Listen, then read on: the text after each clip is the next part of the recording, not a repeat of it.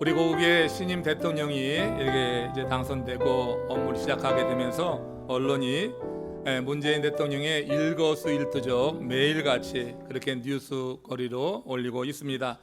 특별히 그분의 서민적인 행보에 대해서 아주 집중해서 그렇게 이제 보도하는 내용을 듣게 돼요. 언젠가는 대통령을 태운 차량이 구급차가 지나가니까 갓길로 피해 갔더라. 뭐 그런 기사도 있고요. 또 대통령이 친히 그 서민들 틈에 들어가서 일일이 악수를 하더라. 또 광주의 한 골목길에서는 비빔밥집에서 서민들과 점심 식사를 나눴다 하는 이런 서민적인 행보가 계속 보도되고 있습니다.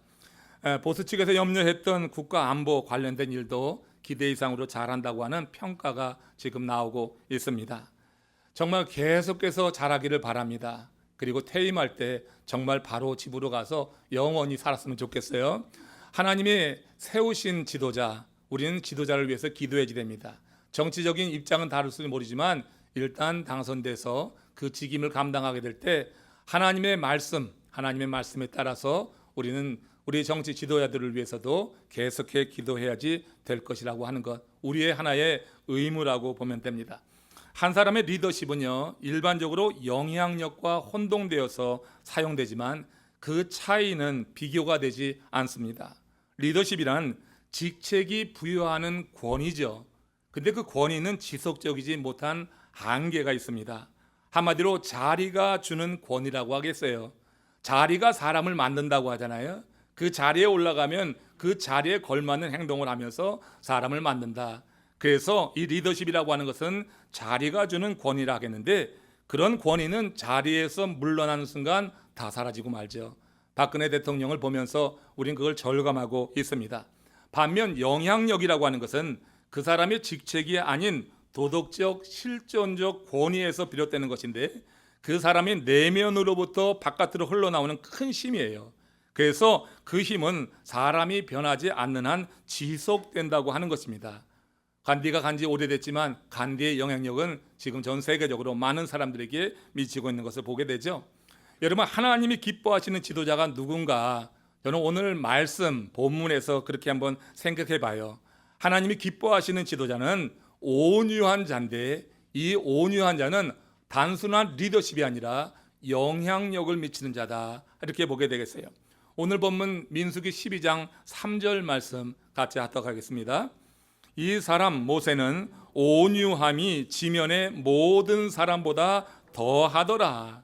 자, 이 말씀은요, 하나님이 모세를 한마디로 평가한 매우 인상적인 말씀이죠. 모세의 삶을 지속해서 줄곧 지켜보시고 지도했던 우리 하나님께서 그의 삶을 결론적으로 평가한 것은 이 사람은 온유한 자다. 모세는 그 온유함이 지면의 모든 사람보다 더하니라. 가장 온유한 자라고 하는 것입니다. 온유함이라고 하는 것, 그럼 이 모세는 이 온유함을 어디서 터득했을까요? 모세는 애굽 왕궁에서가 아니라 미디안 광야에서 그 온유함을 배웠던 것입니다.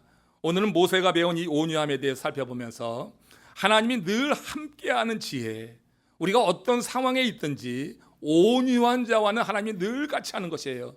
그것이 온유한 자는 경험되는 거예요. 느껴지는 거예요. 그래서 이 온유하겠다고 하는 것이 과연 어떤 의미가 있는가 한번 살펴보면서 저와 여러분들의 삶 속에 주님 부르시는 그날까지 늘 주께서 함께 하시는 그런 복된 삶이 누려지시기를 주의 이름으로 축원합니다. 먼저 온유하다고 하는 것, 온유한 자는요, 하나님 앞에서 자신의 부족함을 인정하는 사람이다. 그리고 그 부족함을 인정할 때 하나님께서 채워주는 것을 경험한 사람, 이게 하나님 앞에서 온유한 자라고 볼 수가 있어요. 모세는 애굽 왕자의 신분에서 하루아침에 살인자로 전락이 되어서 광야로 피신해 들어간 도망자 신세가 되었습니다. 이전에는 모든 부족함이 없던 것이 모세였어요. 그런데 이제는 모든 것이 부족한 상황에 빠지고 말았습니다. 여러분, 이런 말 들어봤어요? 서 있는 곳이 달라지면 풍경도 달라진다. 어디에 서 있느냐에 따라서 풍경이 달라지는 거예요. 내가 어디에 서 있느냐에 따라서 바라보는 풍경이 달라져요. 바로가 바로 왕궁에 있을 때 모세가 대하던 그 풍경과 지금 미디안 광야에서 그가 바라보는 풍경은 천양지 차이가 됩니다. 하나님은 하나님의 택한 사람을 쓰실 때 하나님께서 세우시는 곳이 있어요. 그 세우시는 곳에서 바라보는 것에 따라서 그 사람을 변화시켜 나간다고 하는 거예요. 모세는 미디안에서 세상 일이라는 것이 생각만 앞서서는 되지 않는구나, 그리고 세상의 학문과 힘만 가지고 되는 것도 아니구나 하는 사실을 깨닫게 됩니다. 하나님은 모세를 미디안 광야에 세우신 거예요. 그를 택하셔서 미디안 광야에 세우셔서 달라진 풍경 속에서 하나님께만 집중하게 그렇게 훈련시키신 것입니다. 여러분, 바로 왕궁에 있을 때 그가 바라보는 풍경은 정말로 화려했습니다. 너무나 많이 볼 것이 있었고 너무 많은 사람들에게 관심이 길어지는 그런 풍경이었습니다. 그러나 여러분, 미디안 광야에서 그가 바라보는 풍경은 그야말로 하나 볼 것 없는, 그야말로 막막한 곳에서 오직 하나님의 은혜 아래서 하나님께만 집중할 수 있는 그와 같은 장소가 되었다고 하는 거예요. 이 달라진 풍경 속에서 하나님께 집중하면서 모세는 내가 다 할 수 있다고 하는 교만을 내려놓게 돼요. 그리고 나는 부족합니다 하는 겸손을 배우게 되었다고 하는 것입니다.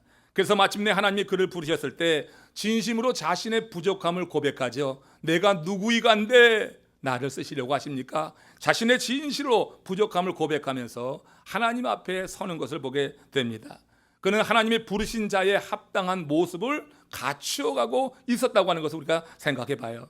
에베소서 4장 1절 2절에 바울이 이렇게 말합니다. 이와 관련해서 같이 읽습니다. 그러므로 주 안에서 갇힌 내가 너희를 구원하노니 너희가 부르심을 받은 일에 합당하게 행하여 모든 겸손과 온유로 행하라. 부르심에 받은 일에 합당하게 행한다고 하는 것은 겸손하고 온유한 거예요. 그러니까 하나님이 택해 쓰시는 자에게 하나님이 가장 보기 원하시는 것이 있다고 하면 그것은 겸손함과 온유함이라고 하는 거예요.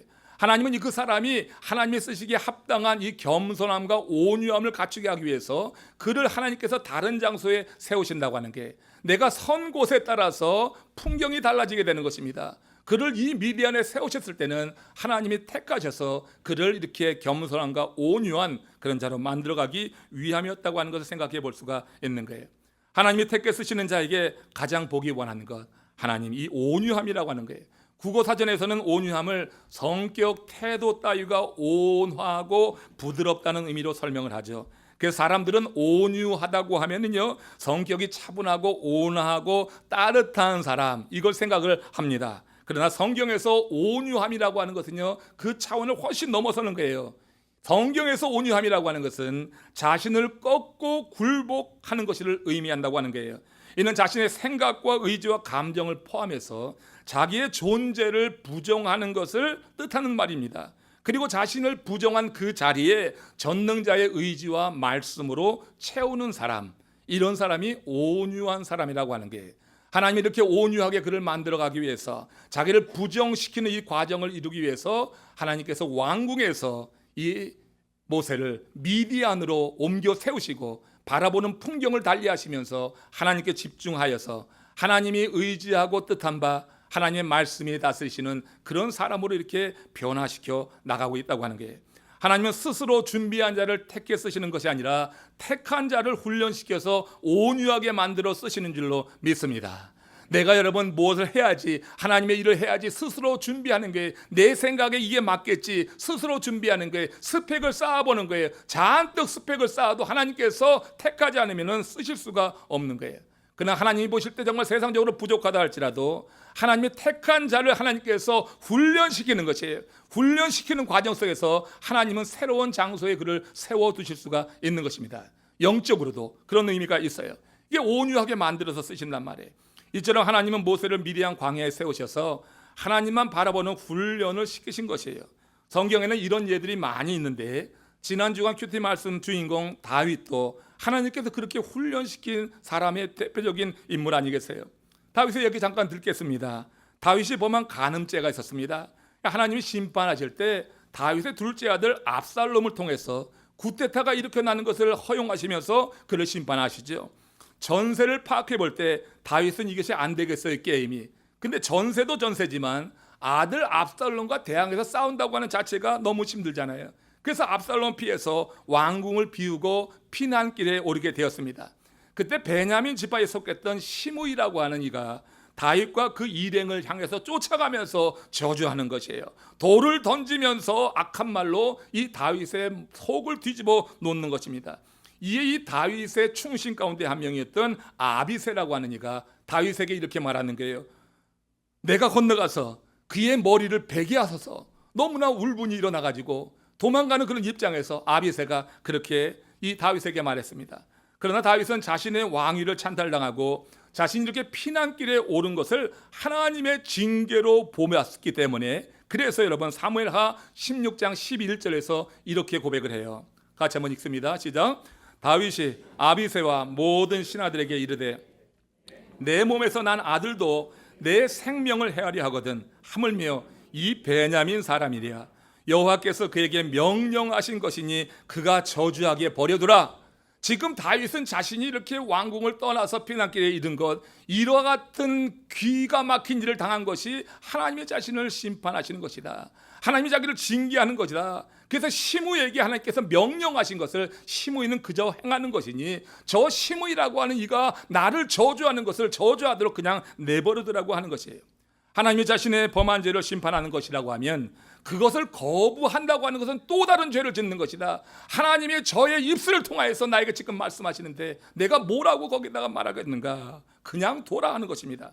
하나님이 이렇듯 자신의 존재를 부인하는, 그래서 회개를 하는 이 다윗을 그 순간 하나님께서 기쁘게 받으신 거예요. 여러분 그 점을 알아야 돼요. 지금 이 다윗은 그렇게 피난길에 오르면서 그와 같은 비난을 듣고 그런 저주를 듣고 있지만 그 순간에 자기 자신을 완전히 부정하면서 하나님의 말씀으로 받아들여서 그대로 자기 마음에 담고 회개를 하게 될 때 하나님께서는 다윗을 기쁘게 여겨주셔서 그에게 붙여주신 사람이 하나 있는데 밑대라고 하는 사람이에요. 이때는 가드 사람이었는데 굳이 다윗을 따라갈 필요가 없는 사람이에요. 다윗을 쫓아간다고 하는 건 지금 위험 가운데 스스로 빠져들어가는 거예요. 진짜 그저 불나방이 불로 뛰어가는 것과 비슷한 거예요. 무너지는 왕가를 쫓아간다고 하는 것이 여러분 그 상대 왕가에게 얼마나 큰 그런 도전이 되겠어요. 다윗이 왕궁을 버릴 만큼 위기에 처했다고 하는 그 상황을 알면서도 지금 이때와 몇몇 충신들이 그 압살롬을 택하지 않고 다윗을 택해서 함께 가겠다고 하면서 이렇게 충성을 다짐했어요. 사무엘하 15장 21절 말씀 보십시오. 시작. 이때가 왕께 대답하여 이르되 여호와의 살아계심과 내 주 왕의 살아계심으로 맹세하옵나니 진실로 내 주 왕께서 어느 곳에 계시든지 사나 죽으나 종도 그곳에 있겠나이다. 여러분 제가 이때 말을 들 때 이 말씀이 이렇게 제게 들리더라고요. 하나님께서 지금 이때를 통하여서 다윗을 용서하고 있구나. 하나님이 당신의 손에 모든 처분을 맡기고 자신의 존재까지 부인하면서 그 모진 저주를 그대로 받아들이고 있는 다윗에게 가드 사람 이때를 보내셔서 그를 용서하고 있다고 하는 것, 용서를 선포하고 있다고 하는 것으로 그날 아침에는 그렇게 들렸어요. 이때가 하는 말이 하나님의 말씀으로 지금 하나님께서 이 다윗이 범한 그 죄를 용서하시는구나. 하나님께서 하신 말씀으로 들리는 거예요. 네가 어디 가든지 어디에 계시든지 왕이 어디에 계시든지 사나 죽으나 종도 그곳에 있겠나이다 하는 이 말이 네가 어디 가든지 내가 너와 함께 하겠다고 하는 그런 말씀으로 들려요. 여러분 우리 자신의 죄에 대해서 우리가 인정하고 주님 앞에 회개하게 될 때 하나님께서 우리의 삶 속에 이런 은혜를 더해 주시는 줄 믿습니다. 우리가 여러분 죄짐을 가지고 살아간다고 하는 건 상당히 부자유한 거 아니겠습니까? 그러나 여러분 죄를 용서만 받았다고 할 때 얼마나 자유함이 있어요. 여러분 이런 자유함을 누리신 분인 줄로 믿습니다. 영원히 죽을 수밖에 없는 그 죄의 짐을 예수 그리스도께서 십자가에서 대속해 주셔서 우린 자유하게 된 하나님의 사람이 되었어요. 죄에서 자유한다고 하는 것은 상당한 기쁨이 되는 거예요. 지금 다윗에게 하나님께서 지금 이때를 보내셔서 네가 당신이 어디에 계시든지 사나 죽으나 종도 그곳에 함께 있겠나이다. 이 말씀이 이렇게 하나님께서 하시는 그와 같은 심판에 대해서 순순히 믿음으로 받아들이면서 그대로 수용했던 다윗에게 하나님이 하신 말씀, 네가 어디 가나 내가 너와 함께 있을 것이다. 이렇게 들리는 것이에요. 이리하여서 이때와 그의 수행자들, 그와 함께한 아이들이 다윗과 함께 기드론 시내를 건너가게 되는 거예요. 그런데요, 그들이 그 시내를 건넌 다음 그 장면이 매우 인상적입니다. 사무엘하 15장 20절 말씀이에요. 같이 합독합니다. 온 땅 사람이 큰 소리로 울며 모든 백성이 앞서 건너가며 왕도 기드론 시내를 건너가니 건너간 모든 사람이 광야 길로 향하니라. 여러분, 다윗을 끝까지 따르기로 했던 이 사람들이 기드론을 건너 시내를 건너갔는데 그들 앞에 펼쳐진 장면이 뭐예요? 그들이 서 있는 곳에 펼쳐진 장면이 광야더라 하는 것입니다. 여러분, 그것은 광야 길이었어요. 거칠고 삭막한 고난의 길이 그들이 걸어야 할 길이었다고 하는 것입니다. 왕궁에서 바라보던 풍경과 기드론 시내를 건너서 바라보는 풍경이 천양지차가 되고 말았어요. 그렇다면 이때를 비롯해서 다윗을 따르는 자들은 과연 무엇을 보고 다윗을 따라가는 것인가? 다윗을 따라갈 만한 어떤 특별한 메리트가 있는 것이 아니겠어요? 그냥 죽고자 따라가겠습니까? 저는 이렇게 생각해요. 그들은 다윗의 왕권을 하나님께서 세우셨다고 하는 분명한 믿음이 있고요, 또 다윗이 하나님 앞에서 온유한 자라고 하는 것, 그 다윗이 보여줬던, 이렇게 위기 상황 가운데서 다윗이 보였던 그런 삶의 모습 속에서 이가 하나님 앞에서 온유한 자다, 그런 이 두 가지 확신이 이제 결국 하나님께서 세우셨으니 하나님께서 지금 어렵게 하시지만 반드시 다시 세워주실 것이라고 하는 그런 기대와 믿음을 가지고 그와 함께 광야길로 나간 것이지, 그냥 광야길로 나간 사람은 아무도 없잖아요. 여러분, 하나님 앞에서 자기 존재를 부정하는 온유한 자에게 하나님께서는 이렇게 많은 사람이 아니라 자신의 생명을 다 들여서라도 광야길이라도 함께 갈 수 있는 사람을 붙여주시는 줄로 믿습니다. 우리가 온유한 자가 될 때, 진정으로 하나님 앞에서 온유한 자가 될 때, 내 자신을 부인하고 하나님의 의지로 채우고 하나님의 말씀으로 채울 때 하나님께서는 그렇게 정말 많은 사람이 아니더라도 이와 같이 헌신된 자를 붙여주시면서 하나님의 일이 이루어지게 하는 거예요. 위로를 받게 한다고 하는 것입니다. 여러분, 흙길도 같이 걸으면 꽃길이 된다고 하는 말 제가 드렸어요. 여러분, 흙길이라고 할지라도 내가 사랑하는 사람하고 같이 걸으면, 내가 존경하고 믿는 사람과 같이 걸으면 그 흙길, 여러분, 흙길로 들여지지 않아요. 꽃길이 되는 것입니다. 즐거운 것입니다. 지금 비록 그들 앞에 광야길이 펼쳐져 있지만 그들이 신뢰하는 다윗이 그들과 함께 그 길을 걷고 있는 것이에요. 그래서 그들은 그들 앞에 펼쳐진 길이 아니라 그 길을 함께 걸어가고 있는 다윗에게 전 인생을 걸고 있는 것이다. 그 다윗이 믿는 하나님께 전 인생을 걸고 있다고 하는 것을 우리가 이 선택에서 보게 되는 거예요. 정말로 하나님 앞에 온유한 자를 하나님께서 이렇게 헌신된 자를 통하여서 함께 일하게 하시고 그 하나님의 뜻이 결국 펼쳐져 이루어지도록 도우시는 줄로 믿습니다. 옛날 궁사의 이야기에 이런 말이 있어요. 화살이 많이 있을 때는 관역에 잘 맞지 않지만 화살이 한 개밖에 남지 않았을 때는 절박한 심정에서 궁사가 활을 당기기 때문에 백발백중한다고 하는 거예요. 많은 것이 항상 또 반드시 좋은 것은 아니다. 약간은 부족한 것이 좋은 경우가 살다 보면 있는 것이에요. 뭔가 부족할 때가 뭔가 희망하는 게 있어요. 뭔가 부족해야지 기대하는 게 있어요. 뭔가 부족하다고 할 때 권위자를 찾게 되는 것이고, 뭔가 부족할 때 하나님 앞에 나갈 수가 있는 거예요. 여러분, 그런 겁니다. 뭔가 부족한 것, 그것이 항상 나쁜 것이 아니에요. 그러나 자신의 부족을 알고 부족한 것과 부족을 모르고 부족한 것은 근본적으로 차이가 나는 거예요. 부족을 아는 것은 부족이 아니라 풍성입니다. 내가 정말 부족하다고 하는 것을 아는 사람은 그 알 때 전능하신 하나님을 더 찾아 나가서 하나님께 집중하기 때문에 그것이 풍성이 되는 거예요. 근데 내가 부족한 걸 몰라. 그런 상태에서 부족을 경험하게 되면 그건 비참함입니다. 내가 부족한 것을 안다고 할 때 전능하신 하나님 앞에 나가서 하나님이 채우시는 걸 경험하기 때문에 그때 아는 부족은 풍성으로 연결되지만 부족함을 모르면은 그런 일이 없어요. 여러분, 왕궁에서 그 모세가 있을 때 바라봤던 풍경은 넉넉한 거였어요. 부족함이 없는 거였어요. 그런 부족함이 없다 생각했지만 진짜로 부족한 사람이었어요. 그러나 광야에서 그가 바라본 풍경은 정말로 아무것도 없는 것 같았어요. 그러나 천지를 창조하신 하나님이 그의 눈에 들어오게 되고 그 하나님께 집중하게 될 때 그는 풍성한 자가 된 줄로 믿습니다. 온유한 자는 그런 자예요. 주 안에서 풍성함을 경험하는 사람, 이런 사람이 온유한 자예요. 여러분, 전능자를 찾는 자체가 풍성임을 믿음으로 고백하시기를 축원합니다. 내가 지금 전능자를 찾아 나왔다고 하면 그 자체가 풍성이에요. 그 자체가 풍성이에요. 전능자를 찾아 나왔다고 하는 자체가 내 부족함을 알기 때문에 나오는 것이에요. 나 하나도 부족하지 않아. 난 정말로 필요한 게 없어 하는 사람이 예배하겠어요? 그렇지 않아요. 부족한 것이 없는데 뭐하러 여기까지 나와서 이렇게 그들 말로 의하면 궁상을 떨어요.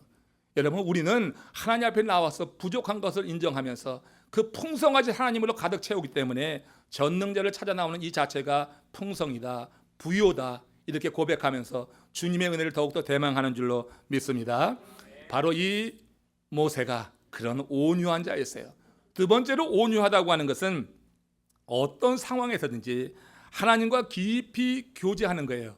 어떤 상황에서든지, 조건이 아니라 어떤 상황에서든지 하나님과 교제하는 거예요. 이것이 여러분 하나님이 세우신 그런 장소에서 새롭게 바라보는 풍경을 통해서 가능한 거예요. 그러니까 어떤 상황 속에서 하나님과 깊게 교제할 수 있다고 하면 여러분은 온유한 자가 되는 거예요.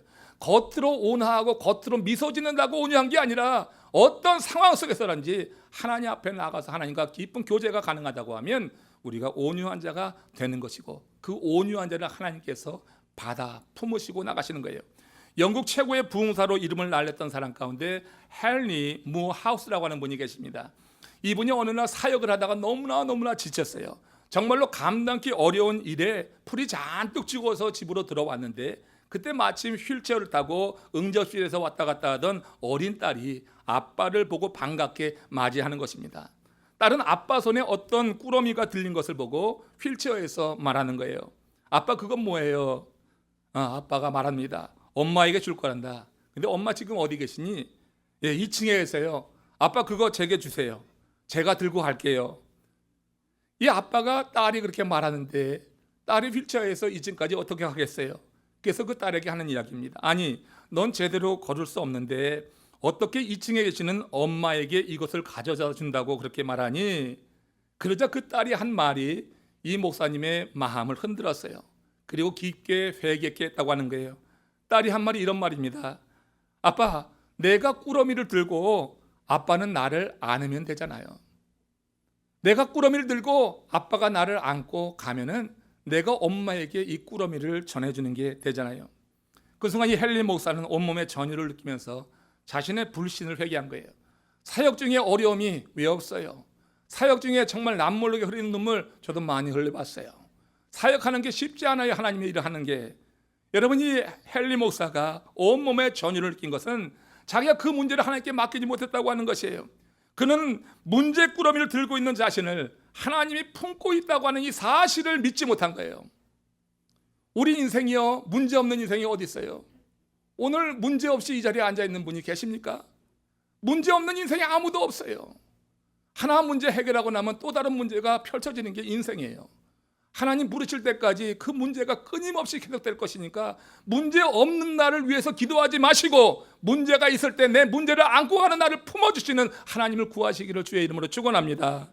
여러분, 하나님께서 내가 문제를 안고 있을 때 하나님이 나를 품으시는 거예요. 온유한 자가 누구냐? 하나님과 깊은 교제 속에서 내가 문제를 지금 이렇게 안고 있는데 하나님 나를 품어주심을 내가 믿음으로 고백합니다. 이게 여러분 온유한 사람이라고 하는 거예요. 하나님과 깊은 교제 시간을 가지게 될 때 우리를 품고 계신 그 주님을 느낄 수가 있는 거예요. 그러니 여러분, 기도하시길 바랍니다. 정말 교회적으로도 기도가 필요한 시간인데 여러분, 기도의 자리가 지금 비워지고 있어요. 함께 기도해 주세요. 함께 기도해 주세요. 정말 얼마나 교회적으로 큰 프로젝트가 이루어지는데 어떻게 잠이 오는가? 함께 여러분 기도의 자리에 나오시고, 개인의 문제가 있는데 어떻게 기도하지 않겠어요? 여러분, 하나님과 깊은 교제를 하게 될 때 그때 여러분 내 인생의 문제를 내가 안고 있지만 나 자신을 품고 가고 있는 우리 하나님의 손길이 경험되면서 그 문제가 문제로 여겨지지 않고 그 문제가 오히려 축복의 통로로 여겨지는 그런 순간을 하나님이 허락해 주신 것을 경험할 줄로 믿습니다. 여러분, 문제 품고 오신 분들, 내 혼자 이런 문제 있다고 생각하지 마세요. 다른 사람들은 더 많은 문제를 품고 오늘 이 자리에 왔는지 모르겠어요. 오늘 우리가 전능하신 주님 앞에 나와서 내 부족함을 인정하고 이 문제를 내가 풀 수 없으니 주님 당신의 손에 맡깁니다 하는 그런 마음으로 이 주님 앞에 예배하게 될 때 하나님께서 여러분들을 안고 그 문제의 자리에 나가셔서 그 문제를 푸시는 그런 순간을 경험하게 될 줄로 믿습니다. 하나님과 깊은 교제를 나누게 될 때 우리가 온유한 자가 된다고 하는 게 그거라고요. 인생의 문제는 그대로 있지만 이 문제 때문에 무너지지 않고 이 문제 넘어서 역사하시는 하나님의 손길 가운데 붙잡혀서 우리는 하나님의 은혜를 더욱더 경험하게 된다고 하는 것. 여러분, 미디안 40년 타향살이는 모세에게 분명히 힘들고 고달픈 시간이 되지 않았겠어요? 모세가 어느 날 갑자기 미디안 광야로 내몰리게 되었을 때 도대체 어떤 심정이었을까요? 왕궁에서 40년 동안 부족함이 없이 모든 것을 다 누리면서 그가 바라보는 풍경은 너무나 아름다웠고 너무나 즐겁고 모든 것을 다 할 수 있는 권세도 있었던 풍경이었는데, 미디안 광야로 내몰리게 되면서 그는 모든 것을 다 잃어버리는, 한순간에 모든 것이 사라지는 그런 경험을 했을 때 그 심정이 어떻겠어요? 우리가 갖고 있는 은행의 밸런스만 다 없어져도 가슴이 쿵쿵대지 않아요? 어떻게 살 것인가 두렵지 않습니까? 근데 여러분, 내가 갖고 있던 모든 것이 한순간에 사라지는 그런 경험을 미디안에서 이 모세는 하고 있는 거예요. 그의 서 있는 자리가 달라지니까 풍경이 달라졌어요. 완전히 없는 것 같았어요. 그가 처음부터 여러분 그 상황을 순순히 받아들일 수 있었을까요? 왕좌에서 목동으로 신분의 추락을 경험한다고 하면 누구라도 이런 시간을 보내면서 좌절하게 될 것입니다. 그러나 하나님은 이 기간 동안 모세가 애굽의 궁궐에서 받지 못한 영적인 훈련을 시키는 거예요. 그가 이 온유함을 가져가도록, 온유함으로 무장되도록 훈련을 시키는 것입니다. 그래서 하나님 앞에서 홀로 서서 하나님과 깊은 교제하며 그 음성을 듣는 훈련이었다고 하는 거예요.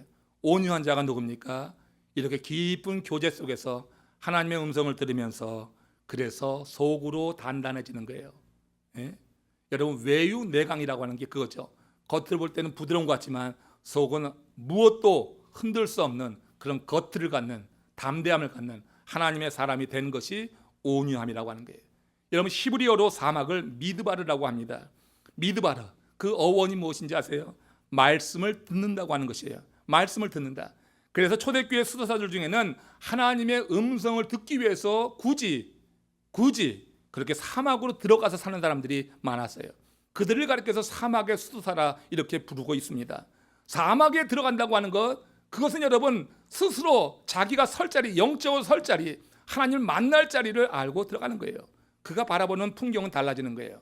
세상에서 모든 풍경 다 사라지지만 사막에 들어가서 아무것도 없는 적막간성 같은 그곳에서, 사막에 들어간 자들이 하나님의 말씀에 귀를 기울이는 것입니다. 서 있는 곳이 달라지면 풍경이 달라집니다. 서 있는 곳이 달라진 모세가 바라보는 풍경도 분명히 달라졌습니다.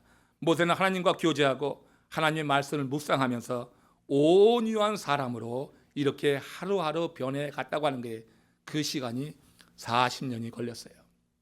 단번에 이루어지는 것이 아니라 여러분 40년이 걸렸어요. 성도들이 추구해야 될 것은 속성이 아니라 그래서 숙성이라고 하는 말을 하는 거예요. 속성으로 뭘 이루라고 하지 말고 숙성되기까지 주님의 은혜 안에서 우리가 온유한 자로 성장해 나가시기를 주님의 이름으로 축원합니다. 끝으로 온유하다고 하는 것은 자신에게 주어진 일에 게으르지 않고 그야말로 성실한 것이에요. 어떤 자리에 놓였든지 그것이 하나님이 놓으신 거거든요. 하나님의 택한 사람이 있는 곳은 다 하나님이 세우신 곳이에요. 여러분들이 어떤 사역을 하든지 그 사역은 다 하나님이 세우신 것이라고 하는 믿음이 있을 때 성실하게 일할 수가 있어요. 그렇지 않고 나를 무시했어? 나를 이런 자리를 밀어내? 이런 식으로 되면은 성실할 수가 없는 거예요. 지금 하나님께서 모세를 이제 왕국에서 끌어내셔서 미디안으로 세워놓으셨을 때 이 미디안에 서 있던 모세는 그곳에서 게으르지 않았어요. 모세가 애굽에서 이스라엘 백성을 이끌고 나왔을 때 젖과 꿀이 흐르는 가나안 땅으로 대번에 들어간 게 아니잖아요. 애굽에서 그 백성을 이끌고 나왔을 때 그를 맞이한 것은 광야였어요. 광야였어요. 오히려 그들 앞에는 그들이 피할 수도 없고 반드시 지나가야 되는 끝없는 광야가 보였지 그 가나안 땅이 아니었어요. 그들에게 약속된 가나안 땅은 안방에서 건너방으로 건너가듯이 쉽게 갈 수 있는 것이 아니었어요. 그 중간에 광야가 있다고 하는 거예요. 하나님이 우리를 세상에서 건져내셔서 하나님께서 천국으로 이루게 가시할 때, 그래서 우리가 살아가는 인생길을 사막길, 광야길이라고 하는 거예요. 이 길을 거치지 않고선 천국에 갈 수가 없는 거예요. 이 길을 거치면서 우리가 온유한 자가 되는 거예요. 하나님 중심의 사람, 하나님 말씀이 당치하시는 그런 사람, 이렇게 우리가 온유한 자가 될 때 천국에 들어가게 되는 거예요. 모세가 이스라엘 백성들을 애굽에서 이끌어 나왔을 때 그들을 기다리고 있었던 것이 이런 광야예요. 이 광야에서 40년을 머물게 되는 거 아니겠어요? 여러분, 미디안에서 모세가 40년 동안 그 광야에서 지냈어요. 이거 여러분 기가 막힌 일이 아닐 수가 없어요. 가나안은 분명히 적과 꿀이 흐르는 곳이었지만 먼저 광야길을 지나서 살아남는 자들이 들어갈 수 있는 것이 가나안 땅이었어요. 그러므로 이스라엘을 이끄는 지도자는 광야를 잘 알고 있어야 되는 것입니다. 광야를 반드시 피해갈 수 없기 때문에 이 광야를 이끌고 나가야 되니까 광야에 대해서 잘 알고 있는 사람이 되어야지 됐어요. 모세 미디안 광야 생활 40년을요 이런 관점에서 바라보면은 하나님의 섭리에 탐복하지 않을 수가 없는 거예요. 광야를 이끌어갈 지도자인데 광야를 모르면 되겠어요? 모세가 왕국에 있을 때 여러분 광야 나가보기나 했겠어요? 그 왕국에 화려한가 볼 것 많고 할 일 많은데 그 왕자로 있을 때는 광야를 모르는 거예요. 하나님께서 근데 이스라엘 백성들을 이제 드셔서 가나안으로 옮기시는 이 광야 속에서 반드시 광야를 지나가야 되는데 리더가 광야를 모르면 되겠느냐고. 하나님께서 그의 인생에 이런 큰 변화를 일으킨 것 가운데 구속사적인 입장에서 바라본다고 하면 하나님의 놀라운 섭리와 경륜이 있는 게 바로 모세가 미디안 광야 40년 지낸 거예요. 애굽에서 그 바로 왕국에서 40년 지내고 지금 미디안 광야에서 40년 지내면서 그리고 또 뭐예요? 광야에서 이스라엘 백성들이 머물렀던 기간이 몇 년이에요? 40년이에요. 의미가 다 있는 것입니다. 하나님께서 미디안 광야 40년을 그에게 허락하신 것은 광야를 알아가는 시간으로 삼게 하신 것이라고 하는 게 모세의 미디안 광야 생활 그런 것입니다. 모세는 동족을 위해서 나름대로 선한 일을 행하고도 동족으로부터 정죄를 받았어요. 고발을 당했어요. 그래서 미디안으로 도망쳐 양치는 목동이 되었는데 처음에는 얼마나 낙심이 되었겠는가. 그런데 보세요. 그는 존귀 여김을 받던 왕자에서 한낱 목동으로 신분의 전락을 경험했지만 거기에서 내가 누군데 이런 일을 해? 내가 누군데 이런 일을 시키고 내가 누군데 이런 일을 해? 40년 동안 왕자로 자랐는데 어떻게 내 손에 염소똥을 묵히고 해?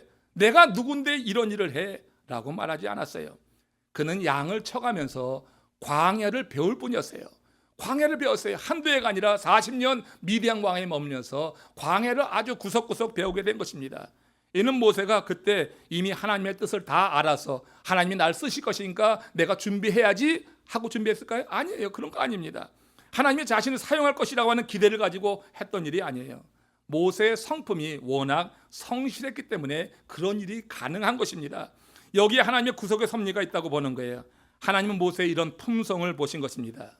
하나님은요 탁월하고 재능 있고 꽤 대단한 세상적인 그런 스펙을 갖고 있는 사람이 아니라 하나님 앞에 성실한 사람을 보시는 줄로 믿습니다. 자기 일에 주어진 삶에 그야말로 성실하게 일하는 사람을 하나님이 택해 쓰시는 거예요. 모세에게 이런 품성이 없었다고 하면 아마 미디안에서 아마 40년 머무는 동안에 40년은 무슨 40년이에요. 4년도 지나지 몰라서 화병 걸리고 우울증에 걸려가지고 그냥 죽고 말았을 거예요. 그런데 모세의 성품이 워낙 성실한 사람이에요. 어려서부터 하나님 말씀을 듣고 자라서도 그렇지만 워낙 성품이 하나님이 주신 성품이 이렇게 성실했던 이 모세는 그 미디안 광야에서 염소 치면서 똥 치면서 그러면서도 화병에 걸리지 않고 내가 왜 이런 일을 해야지 내가 아니라 자기가 주어진 위해서 그야말로 성실히 일했다고 하는 거예요. 하나님 모세에게 환경의 변화를 극복할 수 있는 그 품성과 그의 성실하심을 보시고 그를 사용하기 전에 반드시 익혀야지 될 광야를 가르치기 위해서 하나님께서 왕궁에 서 있던 그를 지금 미디안으로 자리를 옮기셔서 바라보는 풍경을 다르게 하시고 하나님을 온전히 의지하면서 하나님 말씀 가운데 거하게 하셨다고 하는 거예요. 말씀을 마쳐봅시다. 여러분 하나님은요 당신의 손에 잘 훈련받아서 어떤 상황에서든지 성실하게 일하는 사람에게 큰 일을 맡기실 거예요.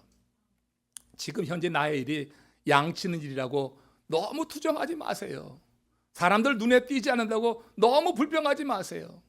여러분들이 하는 일이 지금 모세가 그렇게 미디안에 그렇게 밀려가서 거기서 양치는 그런 정말로 어렵고 힘들고 알아주지 않는 일을 하지만 거기서 모세가 했던 그 일처럼 그렇게 우리가 감당할 때 하나님께서는 그 모습을 보시는 거예요. 하나님 주목해서 보시잖아요. 한 인생을 주목해서 보시잖아요. 하나님께서 80에 모세를 불렀다고요. 그렇다고 하면 그건 40년 동안 주목해 보신 거예요. 미디안 광야에 들어가서 처음에 좌절되고 절망된 심정을 가지고 그가 무너져 가지고 그냥 인생을 포기하고 아무렇게나 산 것이 아니라 그 미디안 광야에 들어가서도 그가 그렇게 성실하게 자기에게 주어진 양치는 일을 하는 것을 보시고 결국 뭐예요? 하나님의 양무리를 맡기시잖아요. 다윗도 아비의 양을 그 어려운 곳에 치고 있을 때 하나님이 주목해 보셨기 때문에 나중에 이스라엘의 왕이 되게 하셔서 이스라엘의 양무리를 치게 하시잖아요. 내가 지금 하는 그 일이 무엇이느냐? 내가 누군데 이런 일을 시켜? 목사님이 내게 이런 일을 시켜요?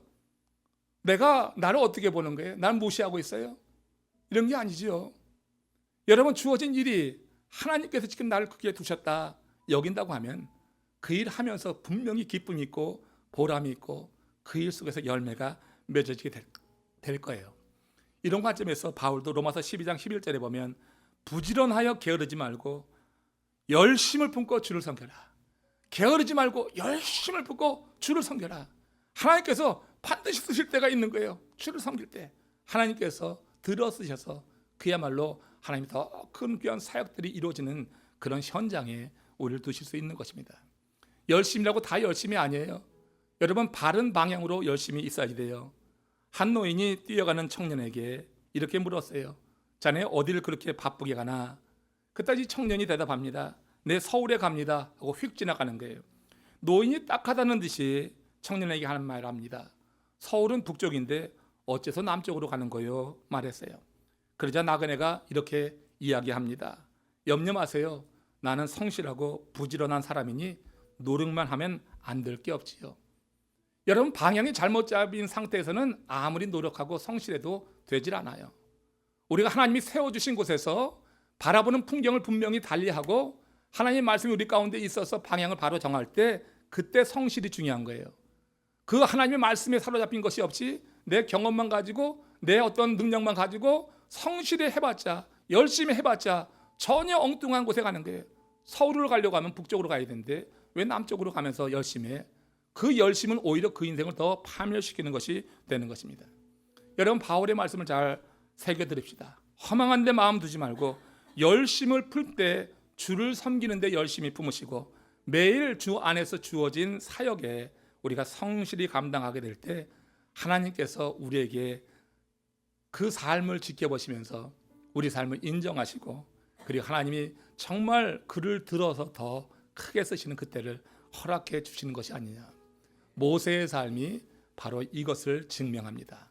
40년 미디안에서의 삶은 거친 삶이었고 왕궁에서 보던 삶하고는 너무나 다른 삶이었지만 그 왕궁에서의 삶보다 미디안에서 40년의 삶이 모세의 삶을 숙성시키는 삶이 되었어요. 영적으로 숙성시키면서 하나님 마침내 때가 되었을 때 그를 불러서 이제 애굽으로 보내셔서 이스라엘 그 많은 사람들을 구원해내는 그런 귀한 지도자로 쓰신 줄로 믿습니다. 자리가 주는 게 아니에요. 그것이 바로 영향력입니다. 자리가 떨어져 나가면은 그냥 다 사라지는 그와 같은 힘이 아니라 그 내면에서부터 이미 온유한 자가 되었기 때문에 흘러나오는 그런 영향력, 이런 영향력 있는 지도자가 모세가 된 줄로 믿습니다.